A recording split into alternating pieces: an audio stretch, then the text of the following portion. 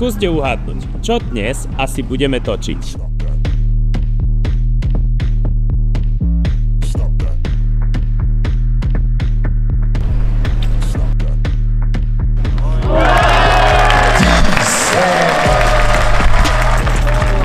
Počúvaj, nie, hento, to nebude? To je on. Či? Ja neviem. Davidko, tvoj súper strelil raz jednotku, pred ňou by som sa nepostavil s týmto jablkom, ale pre teba áno, tak čo myslíš si, že by si trafil? Asi hej. Ale aj na 50 metrov? Na 70. Sľubuješ? Sľubujem. Že sa vidíš nestane? Sľubujem. Ďakujem ti. Poďme to skúsiť. Pozrite, toto ide po mne vystreliť. Ostré to je, veľké to je a malé jabko.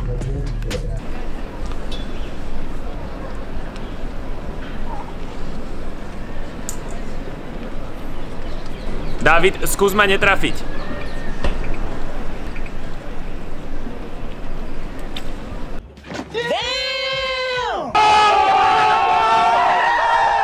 Dobre, lukostrelbu od Davida som prežil. Presúvame sa vlakom za našimi paracyklistami, za Jožkom Metelkom, za Paťom Kurilom. A keďže my sa zvykneme na veci pozerať trochu inak, tak mňa by zaujímalo, že čo je rýchlejšie? Naši paracyklisti alebo Dávidov šíp?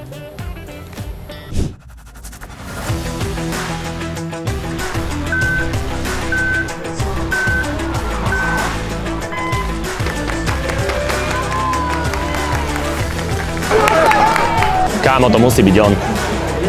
To bude on. Paťo, poď! Slovensko, Jožko, poď! Naši paracyklisti idú na dráhovej cyklistike v priemere rýchlosťou až 45 km za hodinu, čo keď som bol vedľa nich, tak to je také, že A teraz si predstavte, ako rýchlo letí Dávidov šíp, keď rýchlosť vystreleného šípu je viac ako 200 km za hodinu.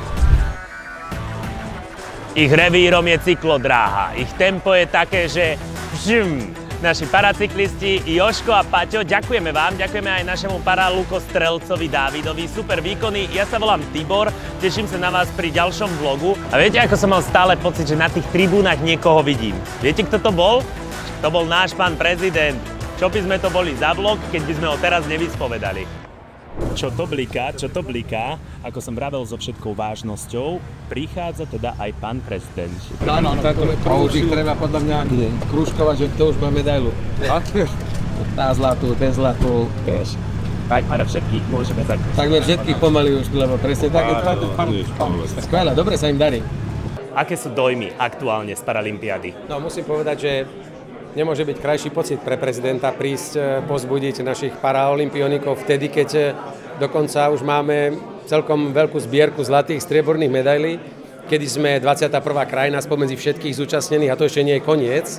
Ono už len tým, že sa všetci kvalifikovali sem na Paralympiádu, tak už sú víťazmi a už by sme mohli ich zakružkovať, ale je pravda, že pri paralympijskom tíme ja si myslím, že naozaj tých krúžkov na tých tvárach, to pomyselnou fixkou bude ešte do konca Paralympiády veľmi veľa. Nesmierne sa teším, sme hrdí, Slovensko sa teší, je nadšené, fandí a ja som šťastný, že tu môžem nasledujúce 2-3 dní s nimi byť. Každý ten šport je veľmi špecifický a ja práve, že na to pozerám, že ako bravúrne dokážu tí ľudia nájsť si ten spôsob, že aj napriek nejakému handicapu dokážu tú disciplínu zvládnuť lepšie ako ktokoľvek z nás, ktorý nejakým handicapom netrpí alebo nemá.